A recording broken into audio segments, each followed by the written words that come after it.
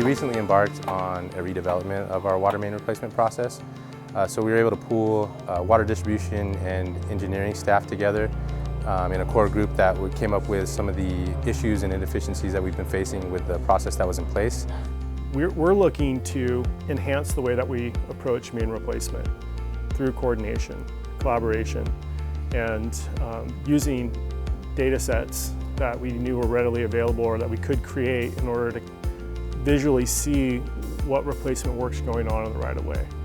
You're able to see the entire process in one location from start to finish. So I'm able to see the planning portion, which comes before me, and the construction phase, which comes after me, and then all of the steps in between. And a really important aspect of them is the contact sheet, which involves every step, the responsible owner of the task, and then the points of contact within the different divisions and departments.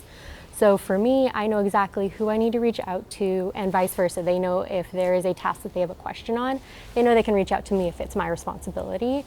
And this really just allows everyone to communicate in a much more efficient way.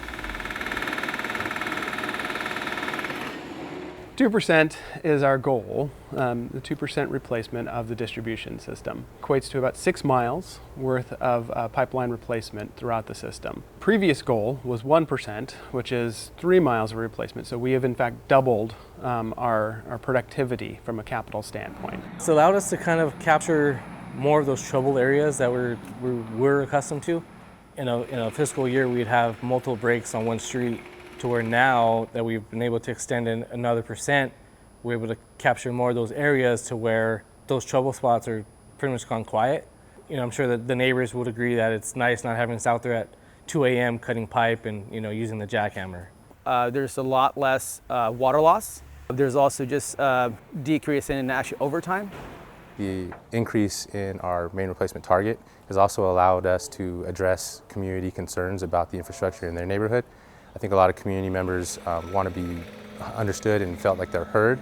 And water construction is a very visible type of construction, and a lot of the disruptions that come from it in the form of traffic control or an intermittent water service, I think creates a need for the customers to feel that we're responding in a timely manner. And so the increase allows us to address those concerns, and I think it aligns with our departmental goals of maintaining the trust and high regard of the community as well, to show that we care and that we're here to respond.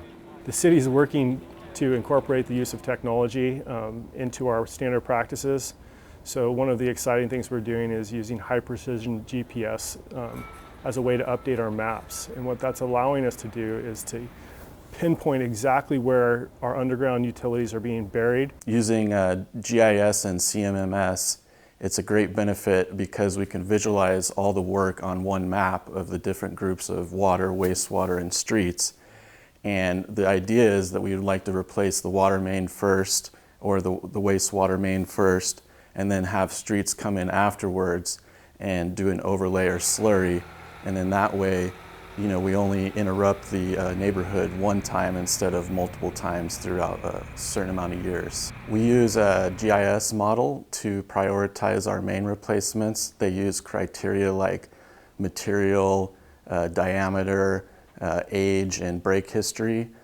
This gives the model the information it needs to rank the water mains, and it bases it off of a consequence of failure and a likelihood of failure.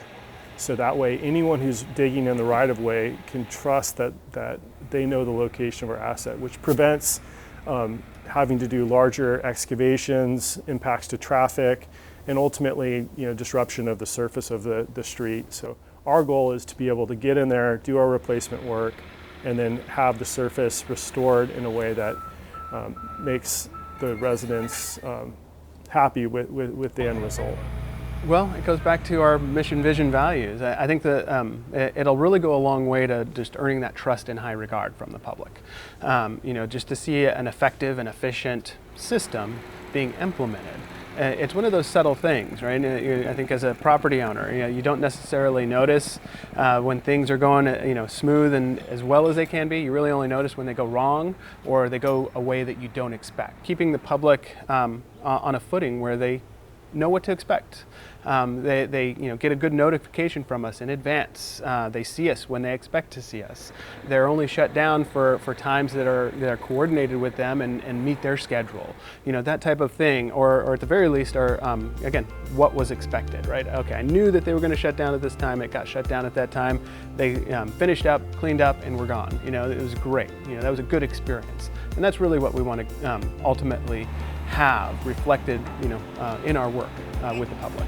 We get done what was expected. I think that goes a long way to earning that trust in high regard.